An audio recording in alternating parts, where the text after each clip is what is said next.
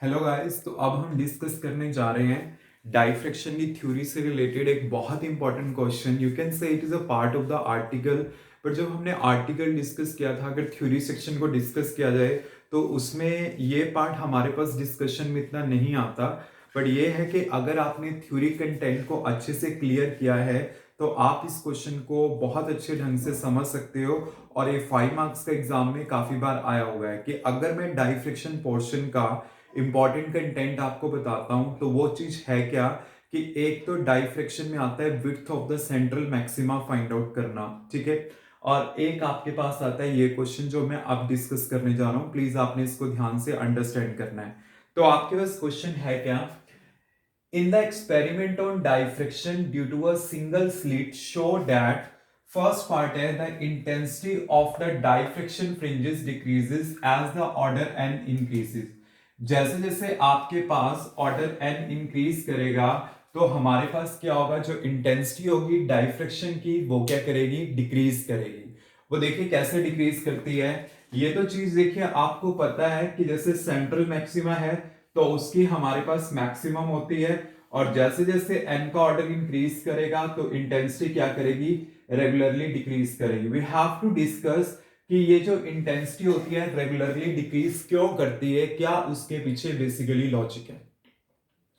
देखिए जब हम क्या करते हैं, इसके थ्योरी कंटेंट को अच्छी तरह से रीड करते हैं तो जो कंडीशन होती है जो बेसिकली लाइट के टुवर्ड कंट्रीब्यूट करता है, मतलब जिसकी वजह से यहां पे ब्राइट फ्रिंजेस मिलती हैं, उसमें कंडीशन क्या था कि हमारे पास जो पाथ डिफरेंस होता है, पाथ डिफरेंस होता है जो वो किसके इक्वलेंट होता है, A sine theta equal to 2n+1 lambda by 2। अगर मैं यहां पे n का वैल्यू 1 पुट करता हूं तो मेरे पास क्या आ जाता है, 3 λ/2। तो इसका मतलब क्या है कि जो मेरे पास गिवन वेव फ्रंट है उसको मैं क्या कर सकता हूं, 3 पार्ट्स में डिवाइड कर सकता हूं। वो 3 पार्ट्स कौन कौन से होंगे आपके पास, जैसे मान लीजिए यहां पे मैंने 3 पार्ट्स में डिवाइड कर लिया, λ/2, λ/2, λ/2।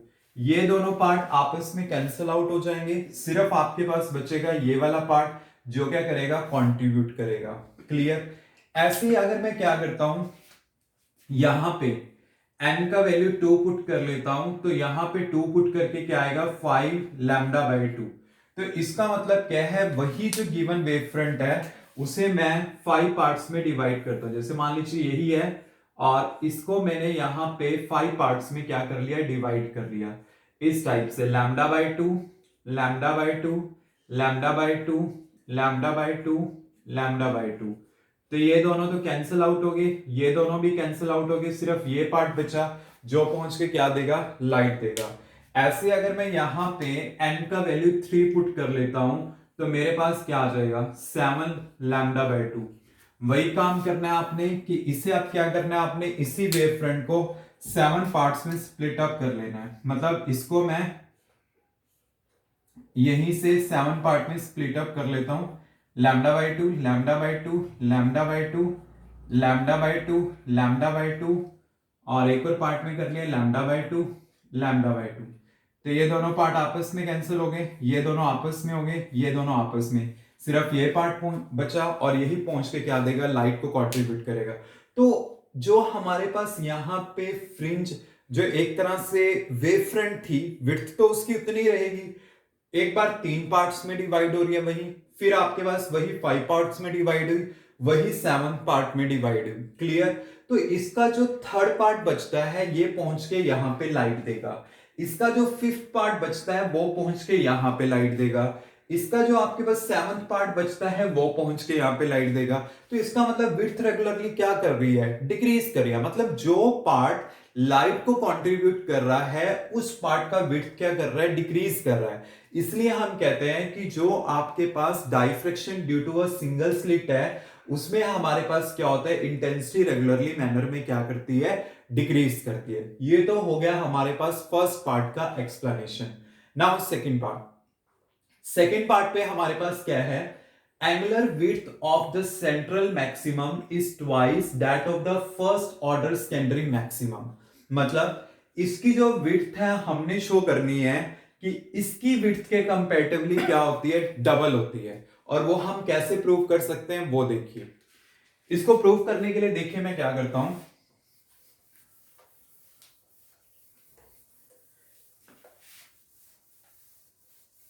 यहां पे मैंने क्या करना है, सबसे पहले मैंने width of the central maxima find out करनी है। और वैसे आर्टिकल आपको पता ही है, जैसे मान लीजिए मेरे पास सेंट्रल मैक्सिमा है और ये मेरे पास है फर्स्ट सेकेंडरी मैक्सिमा। अब मैंने क्या करना है, यहां पे आपको पता है इसकी विड्थ कैसे निकालते थे, इस टाइप से हम लेते हैं, ये डिस्टेंस हम x कंसीडर करते हैं, ये हमारे पास कैपिटल D होता है and this angle is theta, और ये भी मेरे पास x ही होगा। अब मैंने इसकी विड्थ फाइंड आउट करनी है, सेंट्रल मैक्सिमा की विड्थ हमारे पास क्या होगी। क्लियर? तो आपको पता है ये जो मेरे पास मैक्सिमा बन रहा है ये फर्स्ट सेकेंडरी मिनिमा की पोजीशन के कॉरस्पॉन्डिंग बन रहा है। यहां पे ये किसकी पोजीशन है, फर्स्ट सेकेंडरी मिनिमा, और ये क्या है, फर्स्ट सेकेंडरी मैक्सिमा। तो फर्स्ट सेकेंडरी मिनिमा जो हमारे पास होगा उसके कॉरस्पॉन्डिंग कंडीशन क्या चलेगी, आपको पता है जो a sin थीटा होता है पार्ट डिफरेंस, वो किसके इक्विवेलेंट होता है आपके पास, n लैम्डा के।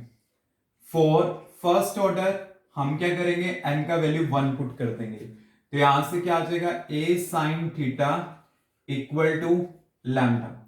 अगर थीटा स्मॉल होता है तो साइन थीटा किसके इक्विवेलेंट होगा, थीटा के। तो आपके पास क्या होगा, a theta approximately equal to lambda, तो थीटा का वैल्यू क्या आ गया हमारे पास, लैम्डा बाई a आ गया। तो ये मेरे पास किसका वैल्यू आ गया, थीटा का वैल्यू आ गया। क्लियर? और यहां से मेरे पास टेन थीटा का वैल्यू क्या आएगा, टेन थीटा का वैल्यू आ जाएगा x बाई डी। तो यहां से अगर थीटा स्मॉल है तो ये भी क्या होगा, x बाई डी के इक्विवेलेंट होगा। अब ये इक्वेशन है, ये इक्वेशन है, दोनों को हम इक्वेट कर लेते हैं तो क्या आ जाएगा, x by D equal to lambda by A. तो x का वैल्यू क्या आ जाएगा, d लैम्डा बाई ए। तो मतलब मेरे पास x का वैल्यू आ गया d लैम्डा बाई ए। तो विड्थ ऑफ सेंट्रल मैक्सिमा मेरे पास क्या होगी, विड्थ ऑफ सेंट्रल मैक्सिमा